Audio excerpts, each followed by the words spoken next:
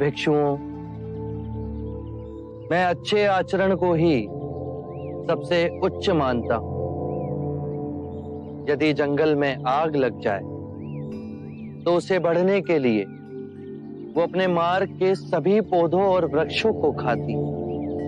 जितना ईंधन खाती है, उसकी अग्नि की तीव्रता और व्याग्रता उतनी ही अधिक बढ़ती जाती।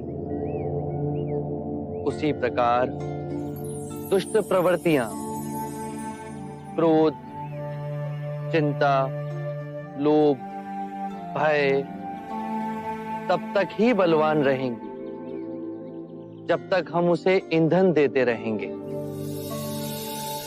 घृणा और लालच की अग्नि तब तक ही प्रज्वलित रहती है जब तक हम उसे संसार की कामनाओं से बांधे रखते हैं। यदि किसी व्यक्ति का सारा ध्यान जीवन का परम दिव्य धन कमाने में, तो वो जितना कमाएगा उतना ही उसका मन कलेश से भरा रहेगा। वो कभी संतुष्ट नहीं होगा। उसके प्राणों को हमेशा एक भय बांधे रखेगा। यदि ये धन समाप्त हो गया तो? यदि किसी व्यक्ति ने इन बेड़ियों को ही काट दिया तो ना उसे आने वाले कल की चिंता रहेगी, ना बीते हुए कल का बोझ। वो स्थिर रहेगा, जीवन के हर क्षण को जिएगा, मध्य में ही केंद्रित रहेगा। उसे इसी समय इस सृष्टि का आनंद प्राप्त होगा।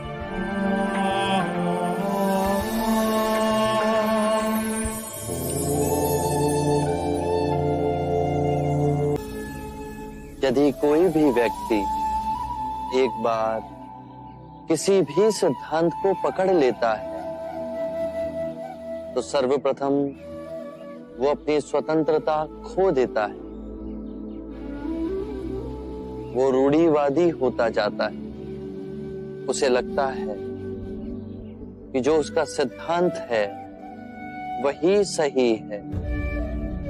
उसका विश्वास ही विश्वास है, बाकी सब असत्य है। और जहां विचारों की स्वतंत्रता की बलि हुई, एक ही विचार घेरा डाल लेता है।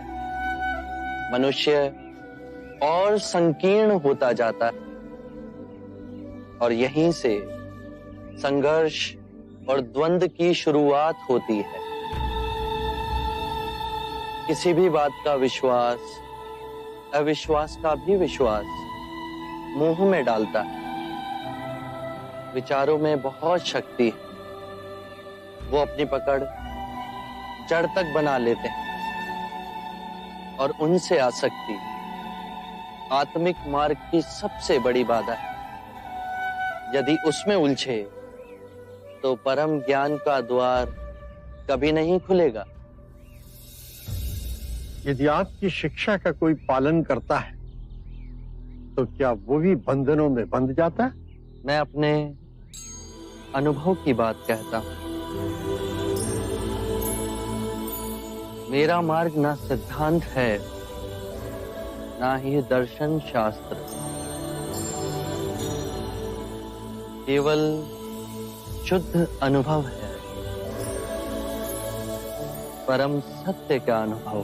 परंतु बुद्ध, यदि कोई आपके मार्ग को ही अपना सिद्धांत समझ ले तो?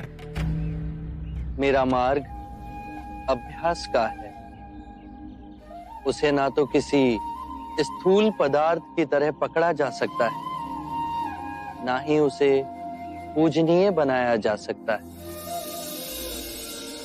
मेरा ज्ञान ऐसा समझें कि एक नाव है जिससे नदी पार की जा सकती है, परंतु नदी पार करने के उपरांत हम उसे अपने सर पे तो नहीं ढो जाते ना। मन करता है कि आपके चरणों में गिर पड़ूं, किंतु अभी भी कोई ऐसी भावना है जिसकी पकड़ मुझ पर अब तक है।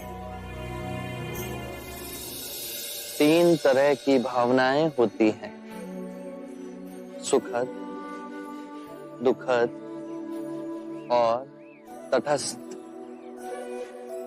इन तीनों भावनाओं की जड़ें हमारे शरीर और मन में ही स्थित हैं। भावनाएं तरंगों की तरह उठती हैं और फिर स्वयं ही विलीन हो जाती हैं। मैं कहता हूं कि पहले इन उठती भावनाओं की गहराई में देखो, समझो, जानो कि इनका उद्गम कहां से हो रहा है। चाहे दुखद भावना आए या सुखद भावना, केवल ये देखो कि वो उठ कहां से रही है। जब उसके मूल में पहुंचोगे तो पाओगे वहां केवल शून्य है। ऐसा शून्य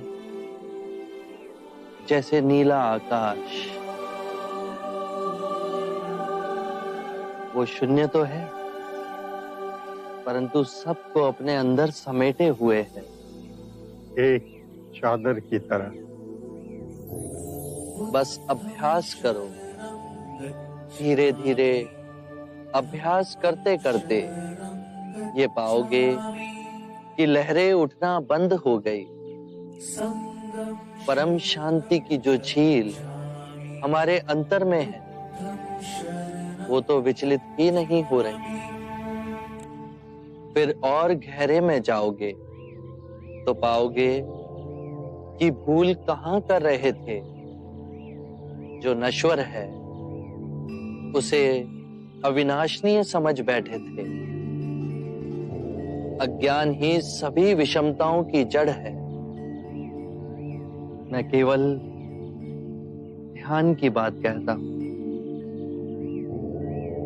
ध्यान से अज्ञान दूर होगा। अज्ञान ना पूजा से, ना व्रत से, ना चढ़ावों से, ना किसी तप से समाप्त होगा। बहुत देर निद्रा में रहे संजय। उठो, जागो,